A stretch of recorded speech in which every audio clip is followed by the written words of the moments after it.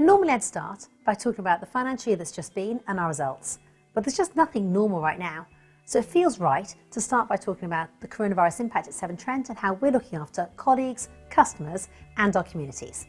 Like everyone, we've been absolutely inspired by the dedicated and selfless work of the thousands of key workers up and down across the nation. I'm equally really proud of the amazing work that our key workers have done in our organisation across Severn Trent to make sure that the taps keep flowing and likewise that the waste is taken safely away. Our product has, to be honest, never felt more essential. Quite simply, whether it's a hospital, a care home, one of our 4 million domestic customers or businesses, they need our product to be working 24/7 in an efficient manner as possible. And we've adapted really well to what is the new normal. We've got broadly half of the organisation working from home and half of the organisation as a key worker out and about, in the field, in customers' homes, in the streets, making sure our network is in tip-top shape. But we knew that we wanted to do more for our customers, for our communities and for our colleagues. And that's why we moved quickly to establish a £1 million emergency fund to support charities in our region, helping over 200 charities already, whether it's food banks or charities looking after the elderly or the homeless, to support activities in this critical era. We also wanted to make sure that we supported any customers that were vulnerable, which is why we've invested £3.5 million into the Severn Trent Trust Fund to help those that really are facing financial hardship, but also to identify any customers that have a particular vulnerability right now, adding them onto our priority services register, ensuring that each and every one of them can get additional help that they might need during this very unprecedented era. And last by no means least, we're really looking after our supply chain. We're conscious that we're one of the largest employers in our area. Whether it's directly or indirectly, we wanted to support our supply chain.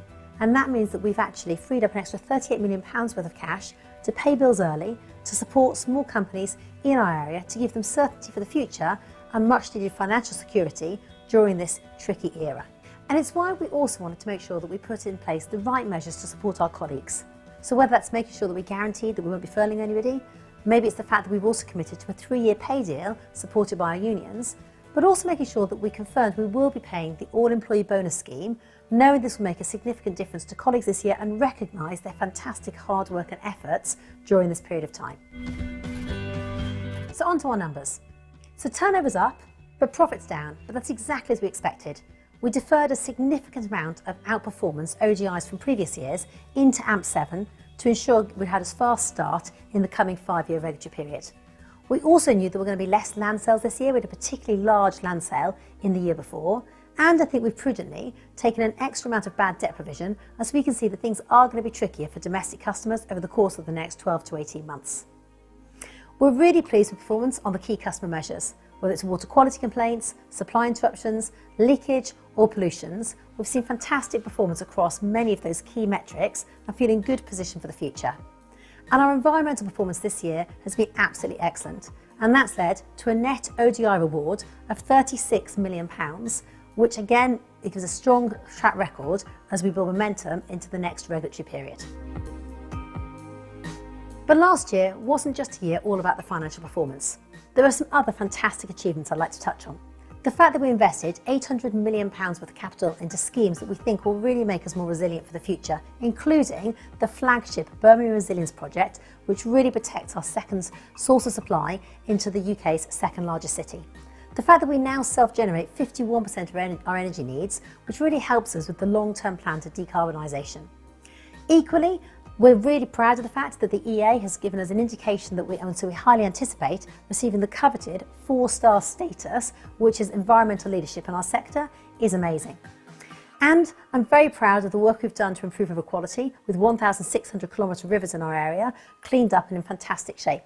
But above all of those, perhaps the thing I'm most proud of is the engagement scores for the organisation. I truly believe an engaged team is one that will give their best for customers and for the company for the long term, and to be in the top 5% globally is a real sign of success. Now looking forward for a second, you can rest assured that we're going to use the fast start that we've received by being fast-tracked to really make sure that we do well across all of AMP7.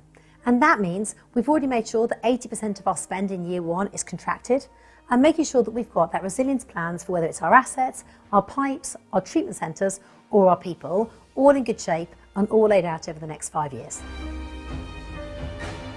And now I'd like to talk about the dividend. We thought very long and hard as a board about what was the right decision here. We know that many people rely on our dividend. We've got many small investors, many pensioners that look to us as part of their ongoing economic success. And that's why, when we considered it in the round, when we reconfirmed we're not looking to take any government money, we're not furloughing any of our teams, we'll continue to deliver fantastic performance for our customers, it felt that the right decision in the round, having taken all factors into consideration, was that we should pay the dividend and we should continue to look for Severn Trent to be a stable and reliable source of income for our pensioners for the future. So whilst things are very much not normal, and to be honest it's going to take a long time I suspect to get things back to normal, nonetheless we're in good shape. We're looking after our customers, our colleagues and our communities. We're ensuring that our business continues to succeed for our customers and provide fantastic service. And we're going to look after life's essentials and continue to deliver strong performance for all of our stakeholders. Thank you for listening.